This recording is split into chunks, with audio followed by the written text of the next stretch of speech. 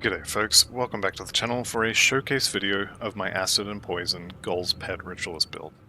This is a pure pet build that relies on a level 94 set to work. You cannot use this build to level your character. I leveled mine with skeletons and converted their damage to aether damage, and if you want to see me doing this, I have a playlist for a full guided playthrough on this channel. I will also link the summary video I made at the end of the leveling and the text guide I used in the description below. With that said, let's get into the build.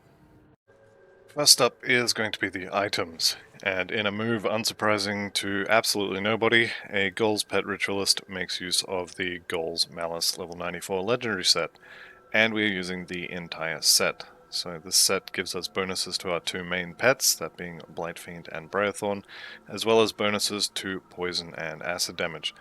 The chest and the shoulders here have no real noteworthy bonuses, they're just generically good items, but the gloves come with the ability to summon up to 3 Eldritch Webweavers whenever we cause a critical hit. These pets do mostly poison and acid damage and are temporary pets. The medal is the other piece of the set with noteworthy bonuses. It grants additional threat to Blightfiend to help it with tanking, as well as converting all of the Blightfiend's vitality damage to acid damage, and then gives both Blightfiend and Briarthorn a large pile of poison damage. The final part of this set that is important, and it's probably the most important, is the 4-piece set bonus. So, it not only gives you an entire extra Blightfiend as an extra summon, but it gives you a whole new pet in the form of the radioactive T-Rex with a resistance shredding aura. That would be the Eldritch Talon there. It also gives you some extra attack speed and 2 different sources of resistance shredding for your attacks. For the pants here, I'm using the mythical Wildshorn leg guards. These dropped for the character before it even hit level 100, and I've been using them since. They are a generically good pet item with poison and acid retaliation on your pets, and a very large bonus to retaliation damage kind of actually makes them worth using. For the boots, I'm using the Fiendflesh Greaves. This is a hardcore character, and the extra defense provided by the Fiend's Flesh proc is very welcome here. The plus to skills used by the build is very nice also. For the relic, I've gone with Mogdrogan's Ardor. It was the first relic I crafted around level 100, and I think it's the best. It gives you a total speed aura and +1 to all skills. So for this build, that's effectively 23 extra skill points and is a really strong bonus.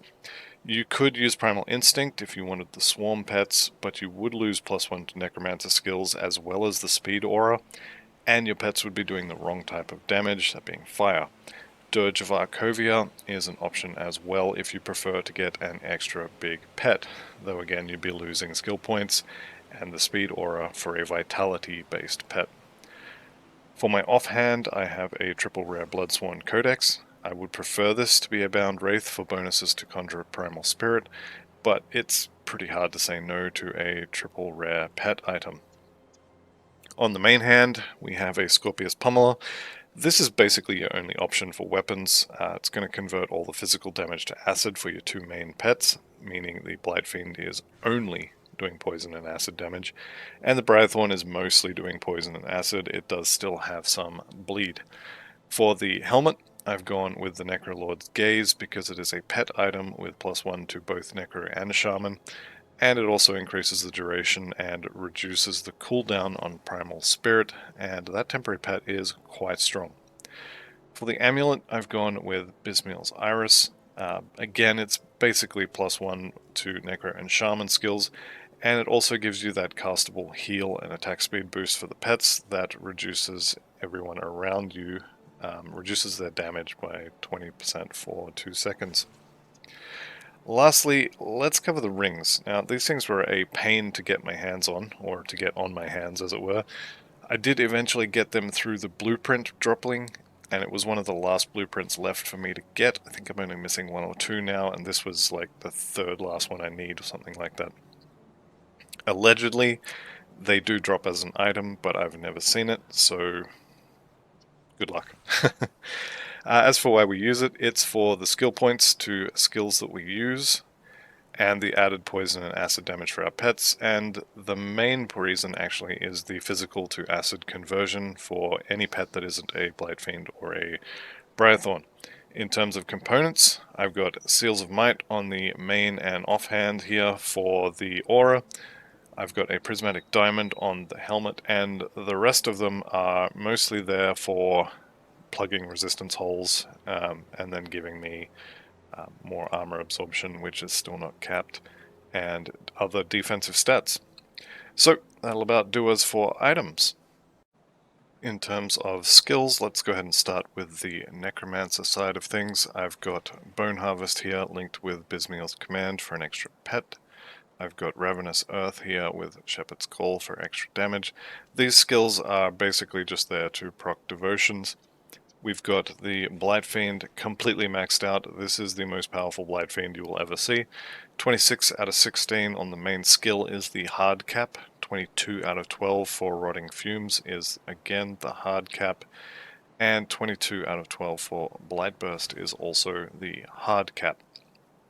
You will note that this provides you with Taunt Target on your Blight Fiend, and this basically means your Blight Fiends will be tanking everything they hit with this skill.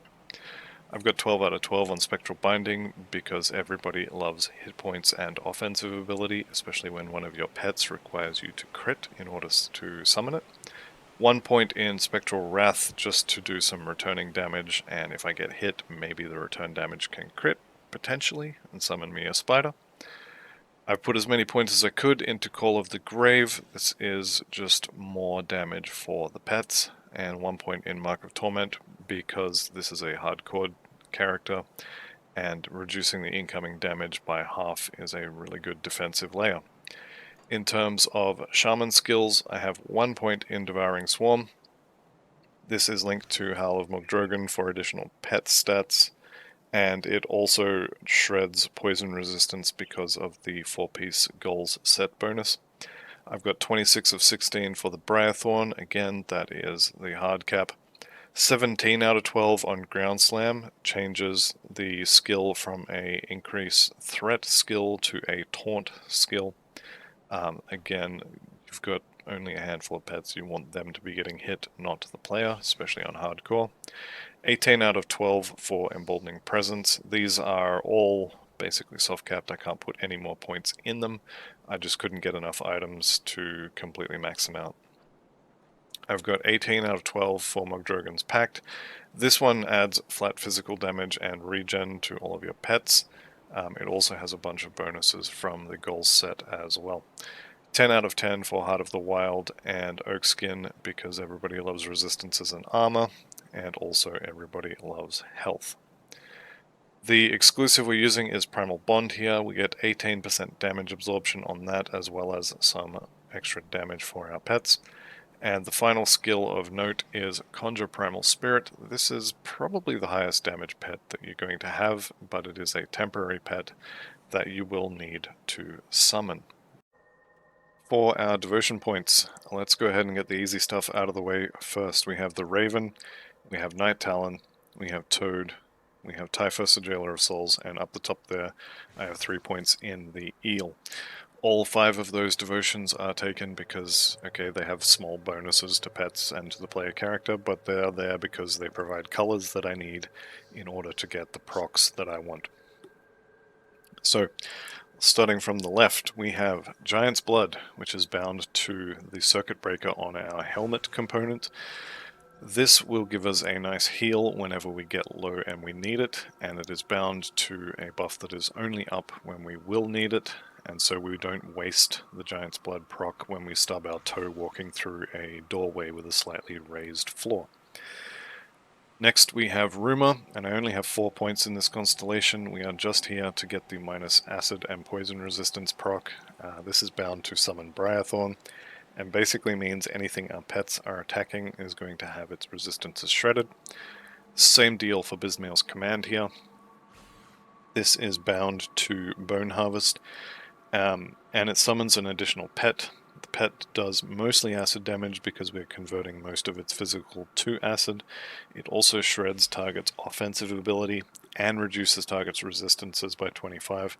Now this doesn't stack with the 4-piece set bonus, but they kind of overlap each other, so if one of them's not active, then maybe the other one will be. Even ignoring that, it's a decent little pet to have, and we need the green. Next up is Shepherd's Call. This is a good pet devotion. It's cheap. It's a huge pile of all damage and crit damage. If you're playing a pet build, you really need to have a good reason to not take this. Just general good all-around pet constellation. As I said, we have 3 points in the eel because we need 5 blues, and this is the one that's going to leave a lot of you scratching your head. Why on earth did he take the dire bear? Well, the first thing I have to tell you about this proc, which is called Mole, is that the tooltip for it tells you lies. So firstly, it says it does physical damage, but because it is bound to summon Blightfiend, and because the weapon I'm using specifically tags 100% physical to acid conversion directly onto the skill, that physical damage is going to be converted into acid damage. The other lie on this particular tooltip is the damage number itself. 3,306 is based on the player character's physical percent damage, when the proc itself will be doing damage based on the pet's all damage and acid damage percentages. So that's actually probably closer to 20 to 30,000 acid damage instead of 3,000 physical damage. And it goes off all the time and provides healing for the pets because a large chunk of that damage is converted to health. It does also shred a bit of armor, so any of the littler pets that are still doing some amount of physical damage will do a little bit more physical damage, but the main reason it's there is for the damage and the lifesteal. In terms of performance, this is a run I did of Shattered Realm level 80, and I'm just going to speed this up to double to get through it a little bit quickly, but this is a 6-minute run where I clear all the bosses, and I think SR80 on a hardcore character is a pretty good benchmark to say that the build is decently good. So I'm going to let this run, and I will see you at the end of it. Timestamps are below if you wish to skip it.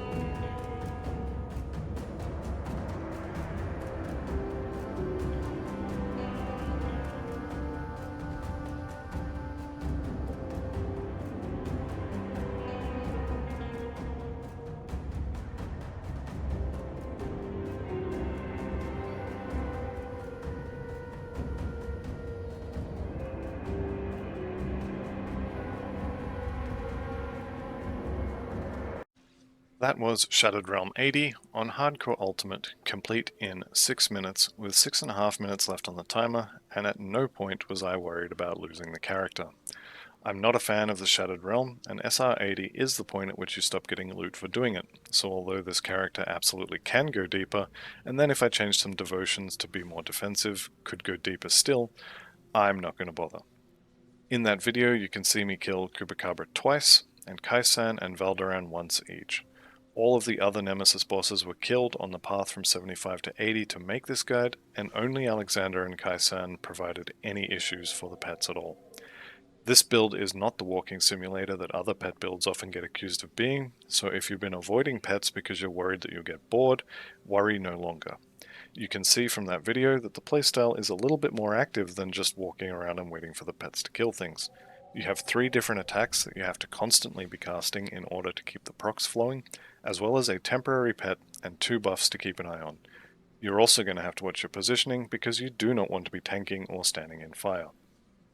This build is absolutely suitable for a solo self-found run through hardcore, and could be your first hardcore character if you're looking to try out hardcore and maybe get a few sneaky achievements in. I really enjoyed this build, both leveling it and also gearing in the push to SR80. If you're a fan of pets, or you're one of the people who think they won't like it because it's so passive, or if you just haven't tried a pet build, I would strongly recommend this one. I have linked below my guided playthrough of this character if you want a more visual guide to leveling than the text guide will provide, or if you just want some second monitor content while you're doing your own thing, that'll be fine too. I will also link the summary video I made when that character hit level 100, and the text guide from user Uncle Mac that I based the leveling guide on. So that's it. That's my take on a Ghol's Pet Ritualist. I hope you'll give it a shot. Now, I don't often shill for the channel, but if you did enjoy this video, I would ask you to consider liking and subscribing, as it helps the channel grow. Thank you very much for watching. I'll see you in the next one, and goodbye for now.